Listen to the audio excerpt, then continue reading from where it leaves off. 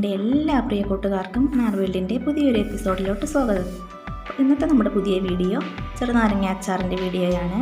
നമുക്ക് വീട്ടിൽ തന്നെ ഇങ്ങനെ നല്ല ടേസ്റ്റി ആയിട്ട് വളരെ സിമ്പിളായിട്ട് നാടൻ രീതിയിലൊരു അച്ചാർ തയ്യാറാക്കിയെടുക്കാമെന്നാണ് ഇന്ന് ഞാൻ കാണിക്കുന്നത്. അപ്പോൾ അതിനായിട്ട് ഞാനിവിടെ 1 കിലോ ചെറുനാരങ്ങ ഒന്ന് ചുടുവെള്ളത്തിലിട്ടിട്ടൊന്ന് തിളപ്പിച്ചെടുത്തതിന് ശേഷം ഇതുപോലെ ഒന്ന് കട്ട് ചെയ്തെടുത്തിട്ടുണ്ട്. അപ്പോൾ ഇതുപോലെ വലുതായി കട്ട് ചെയ്യണമെന്നില്ല, ചെറുതായിട്ടായും ഉണ്ടെങ്കിൽ കട്ട് ചെയ്യാവുന്നതാണ്. അപ്പോൾ ഈ അച്ചാർ തയ്യാറാക്കിയെടുക്കാൻ വേണ്ടിയിട്ട് ഞാനിവിടെ ഒരു പാൻ വെച്ച് ചൂടാക്കിയിട്ടുണ്ട്.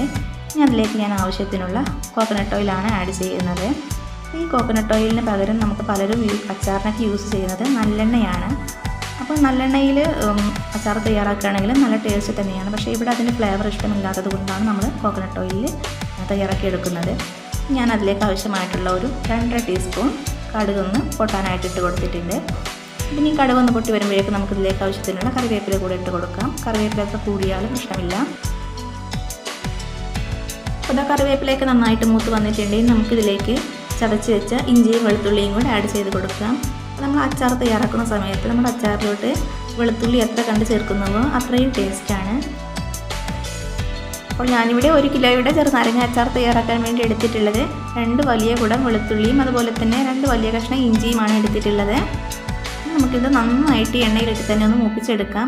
കരിഞ്ഞു പോകാതെ നന്നായിട്ടൊന്ന് വഴറ്റി കൊടുക്കുക. ഇഞ്ചിയുടെയും വെളുത്തുള്ളിയുടെയൊക്കെ പച്ചമണമൊക്കെ ഒന്ന് മാറിയിട്ട് വരുന്നത് വരെ നമുക്ക് ഇളക്കി കൊടുക്കാം. നമ്മൾ മലയാളികളിൽ പലർക്കും ഇന്ന് വയറ് നിറച്ചൊന്ന് ചോറുണ്ണണമെങ്കിൽ അതിൻ്റെ കൂടെ നല്ല എരിവും പുളിയുമുള്ളൊരു അച്ചാർ നിർബന്ധമാണ്. നമുക്ക് ഇതിലേക്ക് ഇനി ആവശ്യത്തിനുള്ള അച്ചാർ പൊടി ചേർത്ത് കൊടുക്കുന്നുണ്ട്. ഞാനിതിലേക്ക് മഞ്ഞൾപ്പൊടിയൊന്നും ആഡ് ആക്കുന്നില്ല. ഇതിലേക്ക് ഞാൻ ഒരു 5 ടീസ്പൂൺ അച്ചാർ പൗഡറാണ് ചേർത്ത് കൊടുക്കുന്നത്. അപ്പോൾ ഈ അച്ചാർ പൗഡറിൽ തന്നെ ഏകദേശം എല്ലാ മസാലകളും ഉള്ളത് കൊണ്ടാണ് ഞാനിതിലേക്ക് ഉലുവയും കടുകൊന്നും വറുത്ത് പൊടിച്ച് ചേർക്കാത്തത്. അപ്പോൾ നമുക്കിനി ഈ മസാല കരിഞ്ഞു പോകാതെ തീ നന്നായിട്ട് കുറച്ച് വെച്ചിട്ട് ഇതൊന്ന് ഇളക്കി ഒന്ന് മൂപ്പിച്ചെടുക്കാം.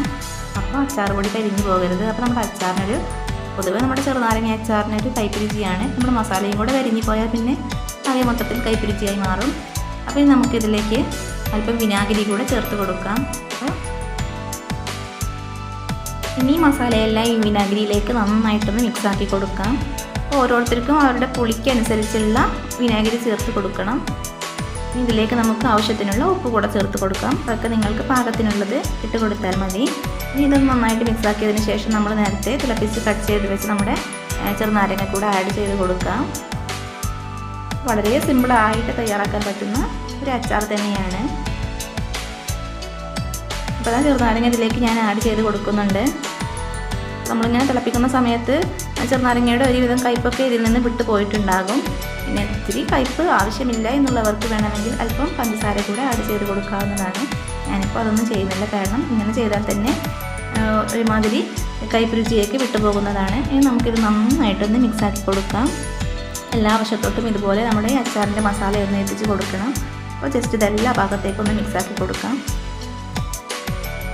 ഇതുപോലെ ഇങ്ങനെ ചെറുനാരങ്ങ അച്ചാർ ഉണ്ടാക്കിയിട്ട് നന്നായിട്ട് ഭരണിയിലാക്കി സൂക്ഷിച്ചിട്ട് 1 മാസത്തിന് ശേഷം നിങ്ങളത് ഉപയോഗിച്ച് നോക്കൂ. അതിന് അസാധ്യ ടേസ്റ്റ് ആയിരിക്കും. നമ്മൾ അച്ചാറൊക്കെ എപ്പോഴാണെങ്കിലും ഭരണിയിൽ നിന്ന് എടുക്കുന്ന സമയത്ത് ഒരിക്കലും നനഞ്ഞ സ്പൂൺ വെച്ചിട്ടൊന്നും എടുക്കരുത്. അപ്പോഴാണ് നമ്മുടെ അച്ചാറിനൊക്കെ പെട്ടെന്ന് തന്നെ ഫംഗസൊക്കെ വന്നിട്ട് കംപ്ലീറ്റ് ആയിട്ട് പോകുന്നത്. അപ്പോൾ ഇത് ഞാൻ നന്നായിട്ട് മിക്സാക്കി എടുത്തിട്ടുണ്ട്. ഇനി ഉപ്പിൻ്റെ കുറവുള്ളവർക്ക് അത് കുറച്ചുകൂടെ ആഡ് ചെയ്ത് കൊടുക്കാം. അതുപോലെ വിനാഗിരിയുടെ കുറവുള്ളവർക്ക് അതും കൂടെ ആഡ് ചെയ്ത് കൊടുക്കാം. ചെറുനാരങ്ങ നമ്മൾ ബോയിൽ ചെയ്തെടുത്തതായത് കൊണ്ട് തന്നെ ഇനി അധികം വേവൊന്നുമില്ല. ഞാനിങ്ങനെ അടച്ചു വെച്ചിട്ട് വേവിക്കുന്നൊന്നുമില്ല. ഇത് ജസ്റ്റ് ഒരു 2 മിനിറ്റ് ഒന്ന് ഇതിൽ കിടന്നിട്ട് ഈ വിനാഗിരി ഒന്ന് തിളച്ച് വരുമ്പോഴേക്കും നമുക്കിതിൻ്റെ ഫ്ലെയിം ഒന്ന് ഓഫ് ചെയ്ത് കൊടുക്കാം. അങ്ങനെ നമ്മുടെ വളരെ സ്വാദിഷ്ടമായ ചെറുനാരങ്ങ അച്ചാർ ഇവിടെ റെഡി ആയിട്ടുണ്ട്.